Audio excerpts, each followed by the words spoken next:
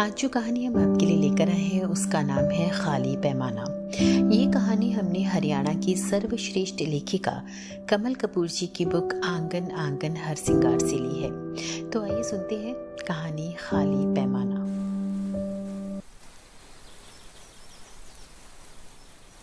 देवी Chaudhary Lal park के नीम चमेली कुंज में बैठी वो सुकून से पलके मूंदे सुबह की ताज़ी ठंडी मीठी हवा को घूंट घूंट पी रही थी कि अब भी उतनी ही सुंदर हो तुम। एक अनजान पुरुष स्वर ने चौंका दिया उसे। आंखें खोली तो देखा सामने एक वृद्ध सज्जन खड़े थे। वो हड़बड़ा कर उठ खड़ी हुई। कौन है आप? हाँ, और अरे पहचाना नहीं रिवर, अपने केशव को? उसकी बात पर आरी चलाते हुए मुस्कुराए। ओह गॉड केशव, कैसे पहचानती? कितना बदल गए हो तुम। कहाँ गए तुम्हारे घने काले घुंघराले बाल, कंचन सी देह और मोतियों सी दांत, जिस पर बड़ा अभिमान था तुम्हें। अनायास ही व्यंग खुलाया था उसके स्वर में। फिर दो पल की मौन के बाद बोली, अगर तुम मुझे रिवर ना कहते तो मैं तुम्हें कतई ना पहचान पाती। इस धरती पर एक ही तो इंसान हुआ जिसने मुझे कालिंदी नहीं हमेशा रिवर कहकर पुकारा।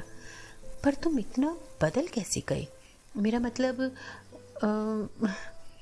वक्त की आंधियां बाल उड़ा कर ले गई रिवर, और लापरवाही की धूप ने बदन भी संवला दिया और दांत भी कम कर दिए।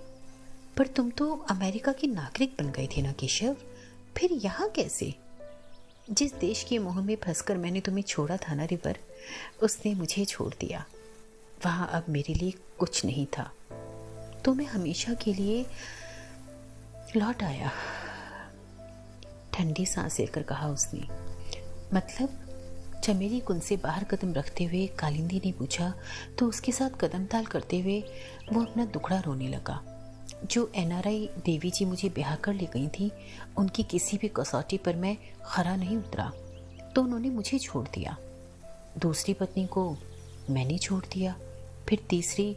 बस बस बस, अब चौथी पांचवी छठी की कहानी मुझे नहीं सुननी। ये बताओ तुम्हारे बच्चे किसके पास हैं, उनके या तुम्हारे पास? उसने केशव की बात काट दी थी। शुक्र है रब का कि उसने बच्चों के झंझट से मुझे दूर रखा। औलाद तो कोई हुई ही नहीं। वो बेहयाई से मुस्कुराए तो जान जल गई कालिंदी की।